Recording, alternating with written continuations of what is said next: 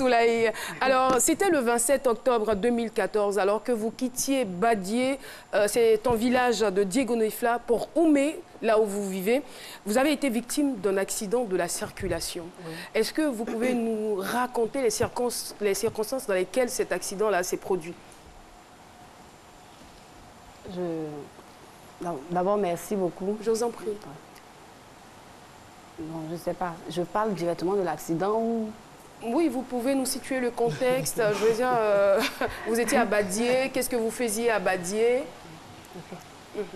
Bon, j'ai fait la connaissance de quelqu'un, d'un ami. Bon, je l'ai connu par le canal d'une autre amie.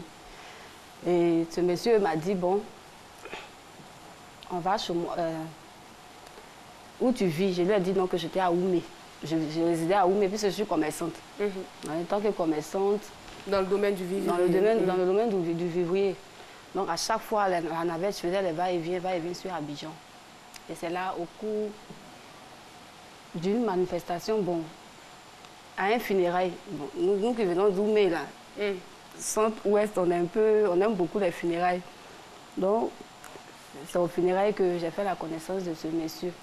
Et puis, il s'est trouvé que c'est quelqu'un qui est de ma région aussi. Il est blanc comme moi, c'est-à-dire Gagou, quoi. Donc, il m'a dit, bon, il m'a demandé qu'est-ce que je faisais dans la vie. Il m'a demandé qu'est-ce que je faisais dans la vie. Je lui ai dit non, que j'étais commerçante et autres. Il m'a dit, bon, ok. Bon, dans le commerce, est-ce que ça avance ton commerce? J'ai dit, oui, ça avance. Il m'a dit, bon, je t'invite, mais avant de te voir, j'irai à Oumé. J'irai faire des courses pour mes affaires, mais arrivé à Oumé, je vais t'appeler. J'ai dit, bon, ok. Donc, il m'a invité chez lui à la maison. Je suis allée chez lui. Et j'avais un bébé.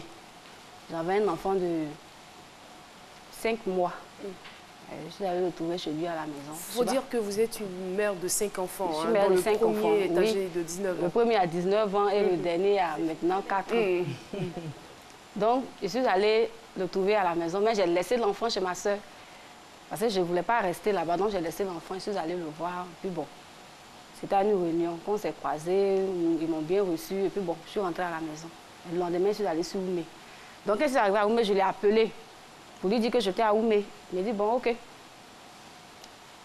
Dans peu de temps, je serai là-bas. Donc, 1 mois, 2 mois après, il est arrivé à Oumé. Moi, j'étais en ville et puis il m'a appelé. Il m'a dit, non, Joël, je suis à Oumé, tu es où? J'ai dit, non, malheureusement, on ne pourra pas se voir aujourd'hui parce que je suis un peu occupée. Il m'a dit, d'accord. J'ai dit, bon, va dans ton village et tu m'appelles. Il m'a dit, il n'y a pas de souci, mais on se croise à Diegonefla. On va venir t'attendre à Diegonefla. Parce que je suis beaucoup chargée, tu viendras m'aider, tout ça. J'ai dit, bon, d'accord, j'ai compris. Donc, je suis allée le trouver à Diegonefla. Le lendemain, samedi, j'avais un problème avec mon téléphone, mais donc j'ai pris le téléphone de ma mère. Je suis partie avec. Donc, arrivé à Diegonefla, il m'attendait là. Il y avait le chauffeur, il y avait un autre jeune, il y avait un autre frère du nom de Maginot qui était là. Bon, ils étaient 4 au nombre, 4 personnes dans le véhicule. C'est une 4x4. Donc, ils sont partis au village. Il n'y a pas eu de problème. Je l'ai aidé. Et l'aide consistait en quoi? Bon, qu'est-ce que vous devez faire exactement pour lui?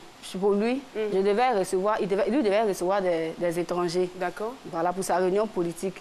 Et moi, j'étais chargée de faire la cuisine. C'était un peu ça, parce que sa mère était seule là-bas.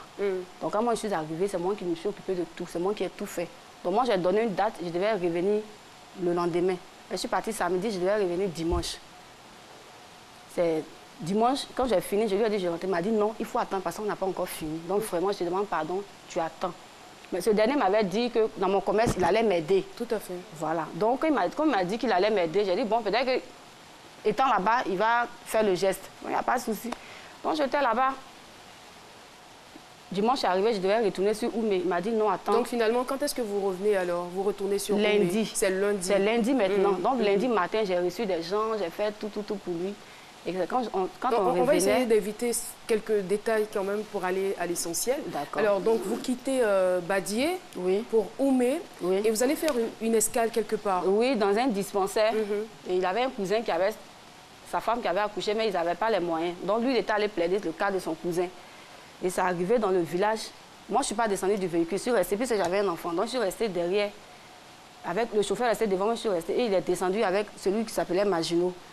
Il est allé voir la sage. Les deux ont causé. Quand ils ont fini, ils n'ont même pas duré. Ils ont fait quelque chose de 10 à 15 minutes. Et puis ils sont revenus me trouver dans le véhicule. À peine on a quitté le dispensaire, je crois 10 minutes après, c'est là qu'on a eu l'accident. Il a dit qu'il y a un taxi-moto qui voulait nous dépasser, il a mis la poussière. Donc, non seulement il nous a dépassé, il a mis la poussière. Je ne sais pas ce que le chauffeur voulait éviter. Donc il y avait un gros trou qui était là. Oh là là. Donc le véhicule est parti. J'ai vu plusieurs tonneaux. J'ai vu le premier, mais le reste. Le moment où j'allais, j'ai fait au moins 5. Si je faisais encore 5 minutes dans le véhicule, je mourrais. Parce que j'étais étouffée. Mais c'est l'enfant qui c'est l'enfant que je... Voilà, j'étais sur l'enfant, voilà. Donc, il y avait des dames qui allaient dans leur champ, qui ont vu l'accident. Ça s'est passé devant ces personnes-là. Donc, les femmes là sont venues prendre l'enfant. J'ai réussi à enlever l'enfant dans le véhicule. Et moi, j'étais coincée. Donc, c'est les gens qui sont venus maintenant, des garçons qui sont venus m'aider. Parce qu'il n'y avait pas de moyen pour pouvoir casser les sièges. Parce que le pied est rentré totalement sur le siège du chauffeur. Donc, les fauteuils là sont descendus dessus. Donc, pour faire sortir, c'était vraiment difficile.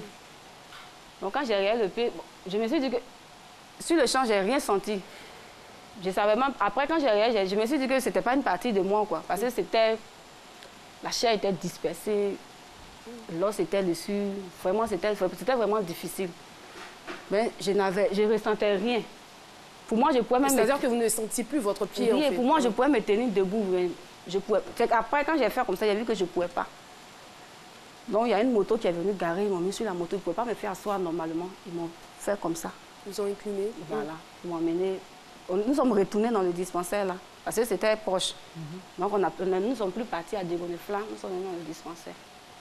Ils ont dit à la sage, la voiture qui vient de partir, il y a eu un accident. Ils sont revenus. Donc, je suis la seule blessée. Grave. C'est quand même étrange. Hein? Je suis la seule touchée dans l'accident comme ça. Donc, ils m'ont emmené... Où est-ce que vous étiez installée dans le véhicule? Vous étiez assise à quel niveau? J'étais juste derrière le chauffeur. J'étais assise juste derrière le chauffeur. Mais le chauffeur, lui, n'avait rien eu. Il avait des petits égratignures sur la tête, c'est tout. Et votre bébé? Le bébé n'a rien eu. Le bébé n'a rien eu, rien. Donc, les deux autres, pareil. Les deux autres, pareil. Bon, le monsieur, lui, c'était son poignet. Et puis l'autre aussi, c'était au niveau de la hanche, un truc comme ça. Je n'ai pas cherché. Maintenant, l'infirmier m'a mis directement dans une salle où il m'a enfermé parce que c'était tellement grave, il ne voulait pas que les gens viennent me regarder. Donc, il est entré avec moi, il me faisait des injections pour que le sang arrête le sang cesse de couler. Donc, ils ont appelé la gendarmerie, les gendarmes sont venus faire le constat, ils ont appelé une ambulance de Diego-Nefla pour m'emmener sur Gagnoua. Donc, arrivé à Gagnoua, j'étais déjà à 4 grammes de sang. Arrivé à Gagnoua, j'étais à 4 grammes de sang. Ils ont fait les analyses. Ce même jour-là, il y a eu aussi un accident à Gagnoua. Donc, ça faisait qu'il n'y avait pas d'ambulance disponible. Donc, il fallait appeler Yamsoko. C'est le même jour que voilà, docteur vis-à-vis. Lui, il était dans le coma, oui. Il était dans le coma. Donc, ils ont fait venir ambulance de Yamsoko. Yamsoko à chose, comment on appelle ça? À Gagnoua. Donc, quand ils ont fait les analyses, bon, moi, je suis O négatif. Là, c'est mon groupe sanguin. Or, les sangs, au moins, là, c'est un peu compliqué. Donc, Gagnoua n'avait même pas une poche. Donc, il fallait appeler Yamsoko. C'est Yamsoko qui a trouvé 2 poches. Donc, accident de 11h à comment dirais-je, à 21h. Il n'y avait pas de sang. Rien. Donc, j'étais là, j'avais soif maintenant, je demandais de l'eau. Vous êtes quand même une miraculée parce que vous auriez pu... Vous étiez en train de vous vider de votre sang, vous auriez pu mourir. Je demandais de l'eau, donc ils ont refusé de me donner de l'eau. Donc quand j'essayais de fermer les yeux un peu, les gens me touchaient pour voir si... Je n'ai pas parti, quoi, c'était comme ça. Jusqu'à ils m'ont emmené sur Yamsoko. Je suis arrivée à Yamsoko à minuit, 1h du matin. Donc, dans une clinique, ils ont trouvé 2 poches. Ils ont mis une première poche, la deuxième, c'était de la mettre dans l'ambulance. Et après tout cela, ça a été quoi le diagnostic des médecins? Bon, sur le champ, les médecins n'ont rien dit. Hein. Les médecins, ils avaient... Mais je veux dire, après, il y a eu des radios, tout ça, qu'est-ce qu'ils ont dit? Oui, il y a eu des radios. Le pied était fracturé. Fracturé, il y a eu 7 fractures. 7 fractures. Il y a eu 7 fractures. C'est trop difficile, une fracture, déjà, c'est difficile à digérer. 7 fractures, franchement. Il y a eu 7 fractures. Alors? C'est celui-là qui fait que ça fait 7 fractures. Parce que Les doigts ne peuvent pas bien se redresser. Vous avez un choc aussi au niveau du poignet, c'est ça? C'est ça qui est là. Oh là là. On a eu 7 fractures. Bon, je ne sais pas dans l'immédiat, puisque les médecins ne m'ont rien dit. C'est eux qui devaient dire, c'est sur les papiers j'ai vu, mais c'est eux qui devaient me dire là qu'il faut l'amputer. Moi, je me suis dit quoi, s'ils avaient fait ça depuis le début, j'étais libre aujourd'hui. On y reviendra. En tout cas, vous êtes courageuse. C'est tout ce qu'on peut dire. Une fracture au niveau de votre poignet et puis 6 autres au niveau de votre pied. Donc après cela, qu'est-ce que les médecins ont décidé de faire? Les médecins, bon, au début, les médecins avaient dit que quand la plaie fut guérie, les médecins ont dit j'allais faire une rééducation d'abord. Donc j'ai vu le médecin rééducateur, il m'a dit qu'il pouvait faire. Au début, c'était comme ça. Mais après, avec des plaies qui viennent, parce que le monsieur il m'a laissé tomber. Dès le début comme ça, expliquez-nous un peu. Je veux dire, il était là parce qu'il était là lorsque l'accident s'est produit. Il vous a forcément soutenu. Oui, il m'a soutenu au moins pendant 5 mois. Pendant 5 mois. Il m'a soutenu pendant 5 mois. Voilà. Et après les 5 mois? Après les 5 mois maintenant, c'était ma famille. C'était ma famille. Il n'a pas avancé de raison après 5 mois? Non. Il n'a pas avancé de raison plutôt. 5 mois. J'ai tous les détails, mais comme c'est un peu long, je ne pouvais pas rentrer dans les détails. Mais le monsieur m'a suivi pendant 5 mois. Est-ce qu'il s'en voulait par rapport à ce qui vous est arrivé? Au début. Au début, si. Au début, parce que quand le médecin lui a montré les photos, quand il a vu les plaies, là, il ne pouvait pas. Il ne pouvait pas supporter, c'était difficile à supporter. Mais après, je ne sais pas qu'est-ce qui s'est passé. À votre avis, pourquoi est-ce qu'il a disparu? Je ne sais pas. Je ne sais pas. Mais vous avez une petite idée quand même, parce qu'il était avec vous pendant 5 mois, mais 5 déjà mois, vous sentiez même son départ arriver quand même. Il me rendait visite. Au départ, c'est lui qui m'avait déposé dans une clinique des Oliviers. Moi, je n'étais pas assurée. Il m'a mené dans la clinique. Après, clinique Les Oliviers, il ne pouvait plus payer les frais. Il allait me déposer dans une clinique du nom de clinique Iroko. C'est dans le même Yopougon là. J'ai fait combien de mois? J'ai fait 1 mois et demi à Olivier et puis quelques mois aussi à Iroko. Mais Iroko, finalement, il n'arrivait pas à payer les frais. Là-bas, c'est les pansements qu'ils payaient. Les ordonnances, c'était mes parents qui les payaient. Et dans une clinique, là, c'est compliqué. C'est compliqué. Donc là, même la chambre que j'occupais, j'étais obligée de laisser cette chambre pour prendre une autre chambre, pour occuper une autre chambre, où il n'y avait plus de climatiseur, il n'y avait rien. Et finalement, mes pansements, c'était sur au lieu de 2 jours, et puis c'était sous anesthésie. Au lieu de 2 jours maintenant, c'était 6 jours, parce qu'ils ne payaient pas. Ils ne payaient pas. Je vivais, mais le pied décomposait. Peut-être qu'il s'est dit qu'il a trop dépensé, peut-être. Les asticots venaient. C'était pas joli à voir, quoi. Voilà. Je souffrais beaucoup. Donc, c'est une amie qui est venue. Non, au lieu de rester ici, il y a l'Institut Raoul Folero qui est là, qui peut te suivre. Donc, il faut aller. C'est là, ma maman a tapé dur pour dire non, on ne peut pas rester. Parce que la vieille pleurait à tout moment. Donc, il fallait m'emmener maintenant à Zopé. C'est là que je suis allée à Zopé, à l'Institut Raoul Folero. Et là-bas, ils font du social. Là-bas, ce sont des lépreux. Mais ils ont vu mon cas, ils se sont dit quoi, on peut l'aider. Donc, les médecins m'ont suivi là-bas. Ils se sont même plaints que pourquoi l'accident, pendant l'accident, ils ne m'ont pas emmené directement. On a dit qu'on ne connaissait pas là-bas. Et le monsieur, il est venu combien de fois? Les salles même de là-bas, je n'ai pas payé. Ils ont fait ça gratuitement. Maintenant, lui, depuis, il est allé en mars 2015. Lui, il allait me trouver là-bas en juin 2015. Il a payé la somme de 50 000 francs. C'est tout. À Zopé, hein? À Zopé, à l'Institut Raoul Folero, là, c'est 50 000 francs qu'il a donné. Mais les médecins n'ont rien dit. Et après cela, plus rien? Plus rien. Après ça, plus rien. Je parle, Dieu est au-dessus de moi et puis je parle.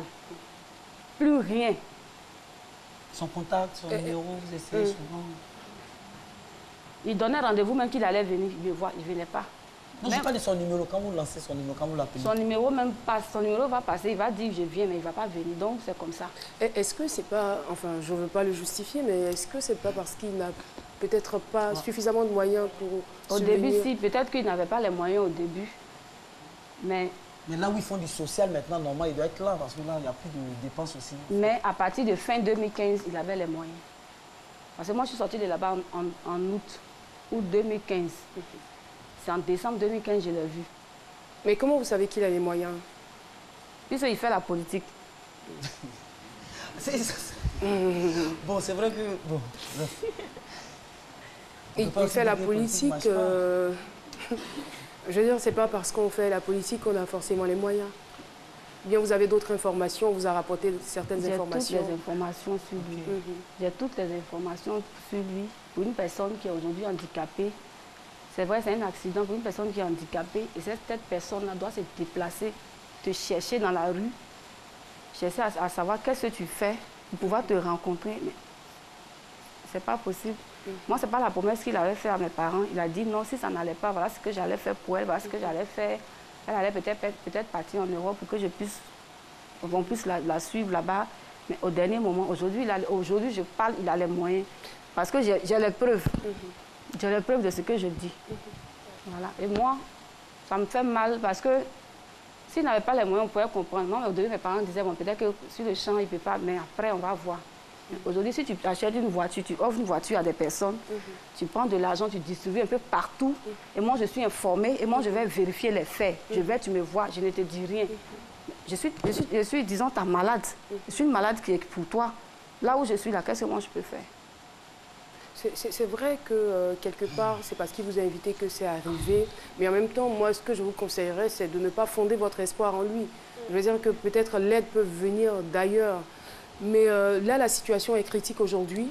Par manque de soins, le pied s'est gangréné et le pied doit être amputé aujourd'hui, dans 2 semaines exactement. Comment vous vous sentez? Vous êtes en quel état d'âme à l'idée de savoir que dans 2 semaines, on va vous couper le pied?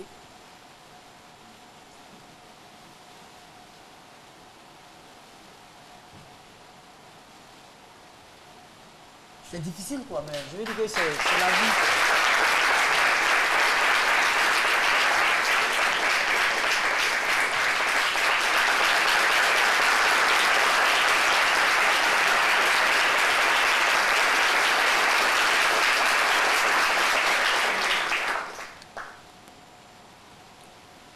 Joël, on vous comprend.